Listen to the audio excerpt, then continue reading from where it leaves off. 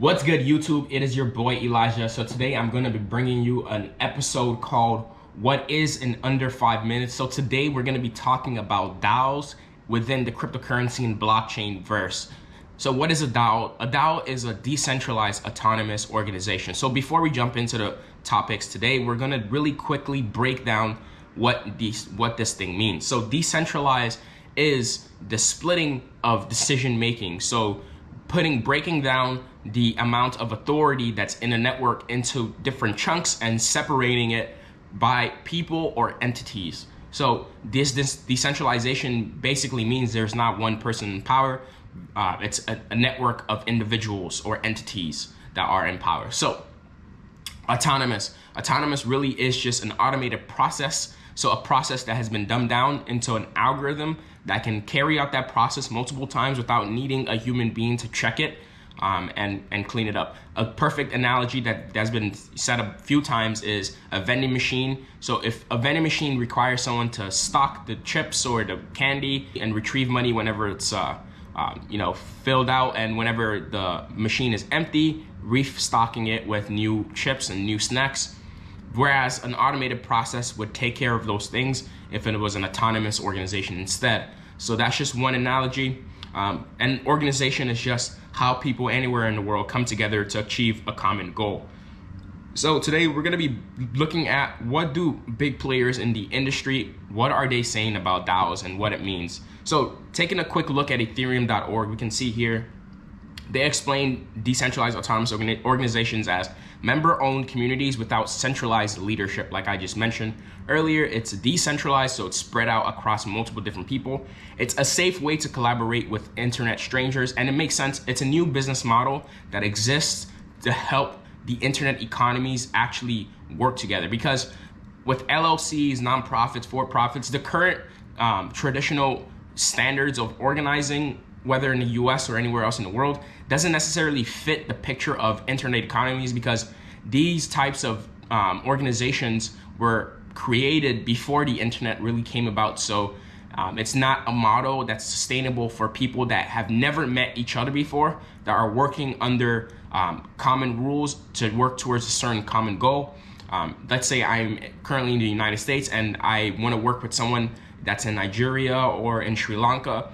The internet and blockchain allows that to happen, but the way that we're organizing and interacting with each other, it's not really, there hasn't been an inception that has driven that forward, that makes it work for that specific economy. So this is the way internet economies can now organize and come together and work towards a specific cause.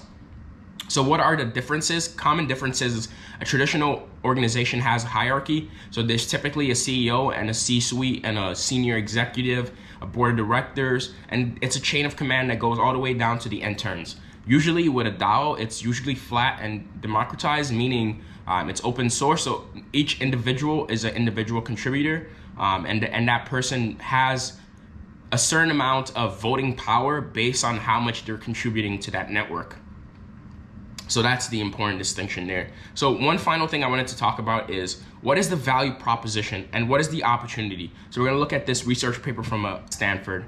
So really quick, wanted to point out, just saying this entire blockchain process is not simply about money. So these technologists, what we're really doing here is reimagining how the financial and commercial world operates, how we're going to be interacting with each other. So online groups coordinate at arm's length, so through the internet across any medium, regardless of your physical location. Important thing here again is DAOs are not run by board or managers, but rather it's pretty democratic, and it's based on your participation, how much you get rewarded for being a part of the system.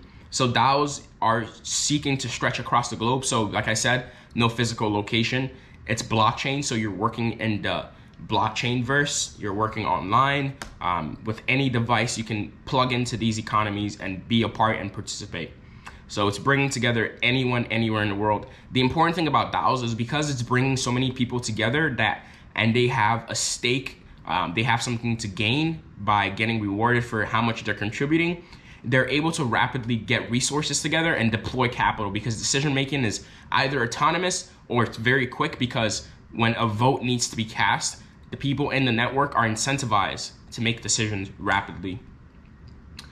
And right now, there are some challenges in terms of how the structure of a DAO is, because it's very, very brand new. So we're not sure what direction it's really going to take, but it's an exciting thing that is disrupting how we're going to be organized in the future. A lot of companies, a lot of businesses, a lot of just anything that is an organization, which is pretty much everything out there in the world, can change how they're organizing, or at least how they're making decisions and how they're rewarding the people that are a part of that network. So anyway, that was DAO. I try to keep it in under 5. If you like this video, make sure you smash a like on that. The like button is going to help me to continue to make content like this. If you're new, make sure you subscribe, because it's going to motivate me to keep on going. Anyway, this was a DAO in under 5 minutes. So let me know if you have any questions in the comment section down below. And I'll see you in the next one. Peace.